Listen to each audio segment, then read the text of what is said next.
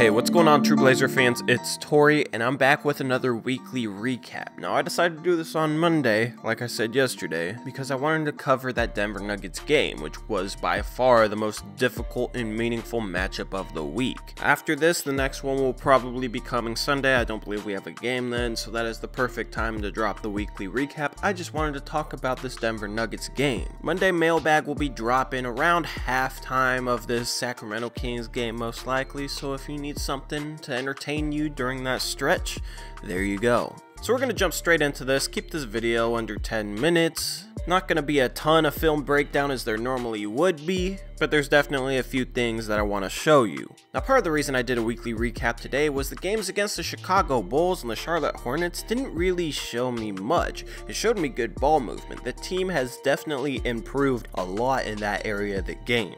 I believe we had 6 straight games with over 25 assists. That's really solid. But at the same time, Charlotte's and Chicago's defenses were absolutely terrible. Charlotte especially. They should be a much better defensive team. They got guys like Michael Kidd-Gilchrist, like Marvin Williams. They got decent defenders out there. In some possessions, they just showed very little interest in stopping the Portland Trail Blazers. It was nice that we took advantage of that. It was nice that we blew them out. I've been asking for more blowout wins for a while. We got the rookies some time. That's always good. But in terms of how well is this team getting prepared for the postseason, that game didn't really show me anything.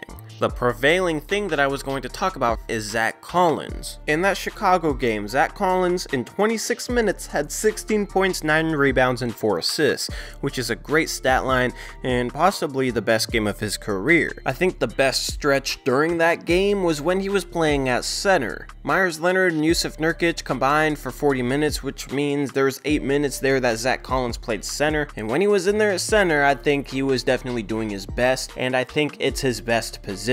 Remember how Zach Collins was killing it at the start of the year and Meyers Leonard wasn't playing? I don't think that's a coincidence, and it's not Meyers' fault at all. I just think that it's better when Zach Collins is at center, meaning he's playing inside a little bit more on offense and he's guarding the biggest interior player on the other team. I like Zach defending around the rim a lot more than having him defend out on the perimeter. I think his skill set is better for defending at the rim, and he's defending at the rim a lot more when he's playing at center, when he's that rim protector, than when he's chasing around small ball fours like Jake Crowder, Lauri Markkanen, Kyle Kuzma, guys that he doesn't have as much success against. Meyers definitely is better defending the interior, defending bigger players than he is out on the perimeter. While he actually doesn't do as bad of a job as you might think, you don't want him chasing around those guys like Markkanen, Kuzma, Jake Crowder. You don't want him chasing around skilled power forwards that like to play on the perimeter. But I'm not saying they should necessarily bench Meyers because he's been great too. That's a tough conundrum for Terry Stotts. He has to figure out how to get the most out of the guys he puts on the floor, and that might mean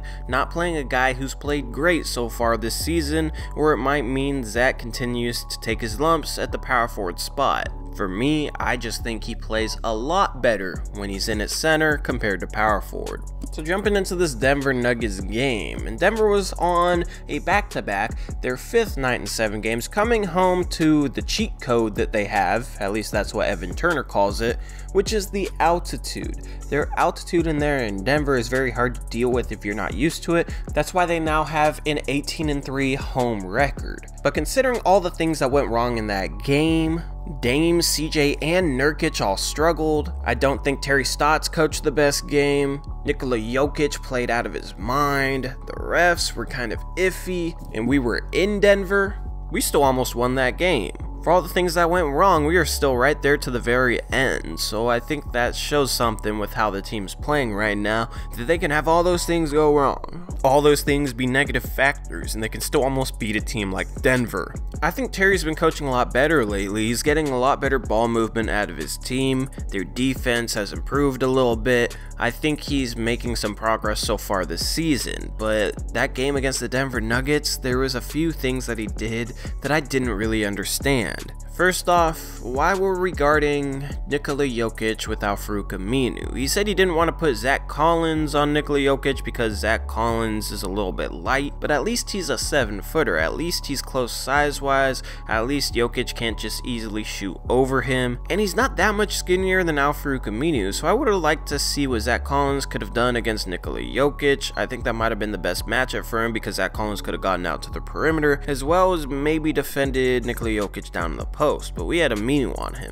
I would have understood putting Aminu on Jokic if we doubled him in the low post, but we didn't really do that either. Multiple plays, Jokic took it straight at Aminu and scored around the rim with no help. Then it led to possessions like this, where we had 4 guys that are all way too far over in terms of help side position. Aminu's been struggling against Jokic, and I don't think that's Aminu's fault. Aminu's not built to guard guys like Nikola Jokic, and his teammates know that, so they overshade their help way too much. You should have one of these guys ready to help, ready to maybe even double team if Jokic gets close to the rim, and then the other one should be able to guard the first skip pass, whether it's to either of these 2 guys. But we overhelped so much, and Nikola Jokic was so close to the middle of the floor, and we weren't doubling to make that pass hard, that he easily skipped it over and they knocked down a 3, and this was a play that I think really started to build their momentum. They got up 10 right before the end of the 3rd quarter, but we came back on an 11-0 run of ourselves and got the lead. I just think if we were able to play a little better defense, that 11-0 run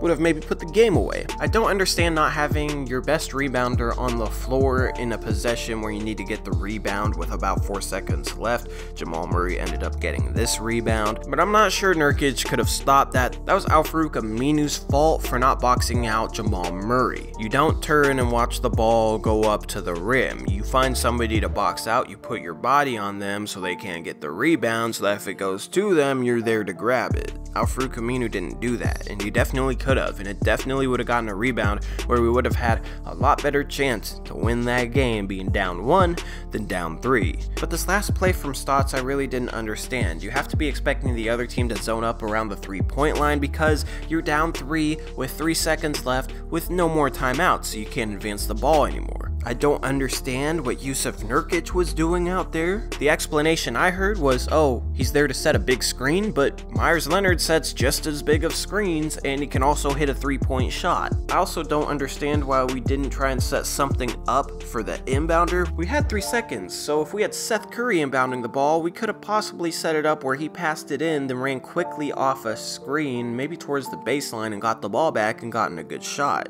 So I didn't really understand the personnel in this play, and then if a team's gonna zone up around the 3-point line, running straight towards the ball like Damian did there is not going to work. Of course, it was going to be a desperation shot regardless, but I just didn't understand some of the things with that final play. I also think Jake Layman needs to play more. I think he's been key to producing some of our ball movement because of how good of a cutter he is. He knows when to cut, he knows where to cut, he cuts hard. When he catches the ball off the cut, he's decisive. And his cuts kind of collapse the defense, which opens up other areas. If he catches the ball on those cuts, he's shown to be a decent passer out of it. Catching the ball on a cut towards the rim completely collapses the defense and completely shifts their attention towards the ball, which opens up other cuts elsewhere, which also opens up ball movement opportunities. So I really like Jake Layman, especially when he's hitting shots, which he was against Denver. So I do want to see Jake Layman continue to get more minutes. I would have liked to see him push 30-32 minutes in that Denver game just because of how well he was playing. I would like Stotts to be a little bit more flexible with his rotations and play the hot hand a little bit more.